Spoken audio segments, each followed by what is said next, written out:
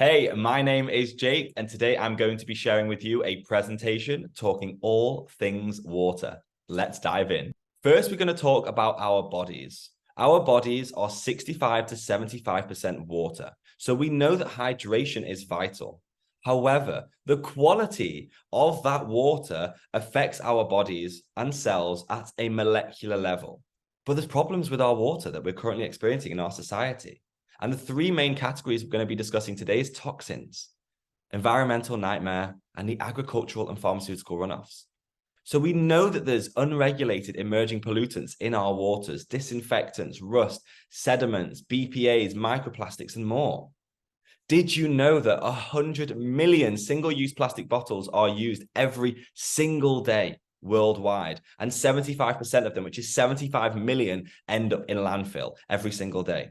And there's 8 million tons of bottles enter the ocean every single year. 8 million tons, guys, enter the ocean every year. It's horrendous what's happening right now. And a lot of it is just single-use plastic bottles. And there's so many studies that have been done on our water sources, and we can see that the pharmaceutical and agricultural runoffs are literally present in our water systems. A huge one is the influx of people being on the pill. There's estrogen physically in our water, and it even changes the sex of frogs and fish that are swimming in the streams whereby our water comes from. There's pesticides and herbicides in our water from the farming world, and there's over 80 substances, many of which are known to be chemically carcinogenic, which means cancer causing, in our tap water alone.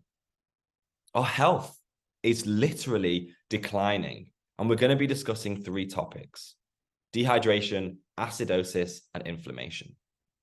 Chronic dehydration is a huge issue at the moment with majority of the world. More than 80% of our entire population is chronically dehydrated. And these are the symptoms of chronic dehydration. And you may be chronically dehydrated and not even know it.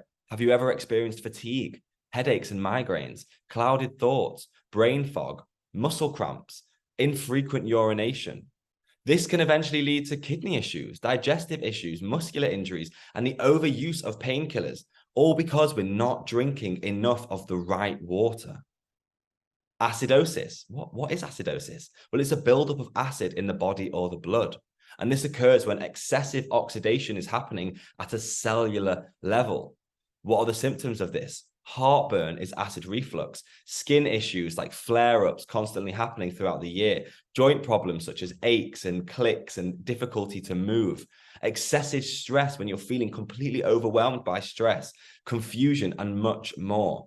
Again, eventually this leads to major issues: excessive use of acid neutralization medication such as Gaviscon or acid reflux medication, painkillers, and pharmaceuticals. And last, but certainly not least, is inflammation. Inflammation is the body's defense mechanism. It's when the immune system recognizes and removes harmful and foreign stimuli and begins the healing process. If you get a splinter, the body will inflame and swell around it in order to rid itself of the splinter, because you're not going to have a piece of wood in your arm. This is happening on a cellular and muscular level every single day. And one of the main causes of inflammation anywhere in the body is exposure to toxins. And we just spoke about how there's toxins present in our water supplies. Chronic inflammation leads to further illnesses and systemic diseases. Disease is when the body is at dis-ease, and eventually leads to ingesting excessive amounts of painkillers every single day. And eventually more and more of these pharmaceutical medication routes have their own side effects, and then requires you to take more and more medication. And it's really, really sad. So let's look at the different types of water available. Well, firstly, we have bottled, which is acidic, dead water filled with BPAs and microplastics.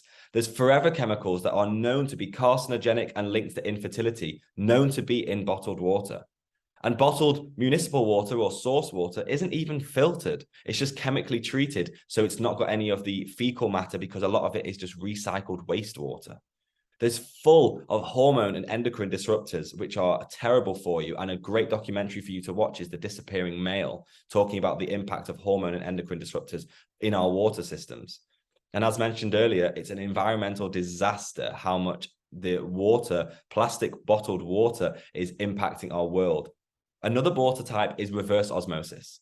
This is acidic and dead water, again, that's been completely stripped of its minerals. It actually uses more water than anything else, and it creates a wastewater which needs to be chemically disposed of because of all the contaminants it's taken out of the water, but it's also stripped it of the minerals as well, so it's not able to actually be any use to us whatsoever. And it tends to be incredibly bulky machines, as we can see on the right-hand side. Another type is distilled. Now, this you might have recognized from the chemistry lab or the biology lab from school. And although, yes, it's really, really clean water, it's also been completely stripped of its minerals, and it's effectively empty and dead water. And because distilled water doesn't have its own minerals, it has the tendency to extract and pull minerals from anything it touches to maintain that mineralization balance. So when you're drinking distilled water, it can actually pull the minerals from your body, including your teeth. And last but certainly not least is the rubbish tap or municipal water that we know of. It contains so many contaminants: chlorine, fluoride, limescale, pharmaceutical runoffs, just to name a few. The pipes are rusty, full of bacteria, and they actually damage the structure of the water, something we'll get onto in one of the next slides. It's dead water, and it's just processed wastewater.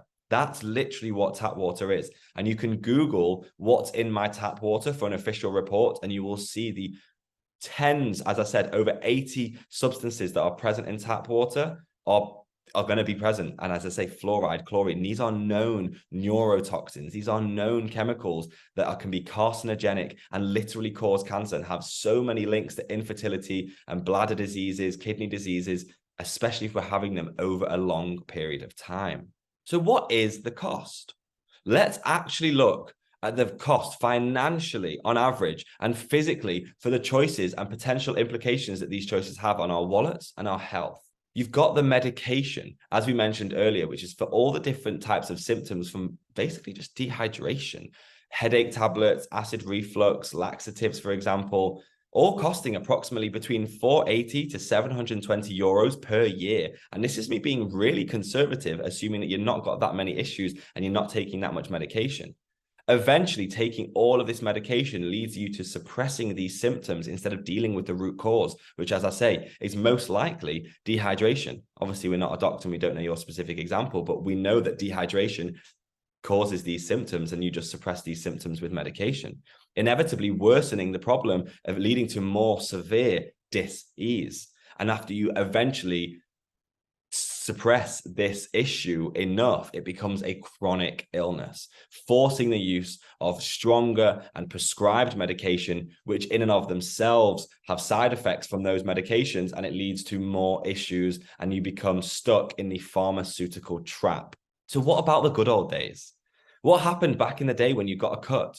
Keep it clean, let it heal. What about when you broke a bone? Realign it, put it in a cast, let it heal. You got a cold or an illness, flush it out, eat well, drink lots of fluids, and rest. Let it heal. Or what modern Western medicine is just basically to pop pills, we eat processed chemical-filled food, we barely get sunlight, we live a sedentary life, and we wonder why we're so ill. It's time for us to return to our original state. Our bodies can heal themselves if we just provide the correct environment. So it's not all doom and gloom. So breathe, relax those shoulders. We've got you covered. Get your notepad and pen ready, and get ready to learn how you can return to origin.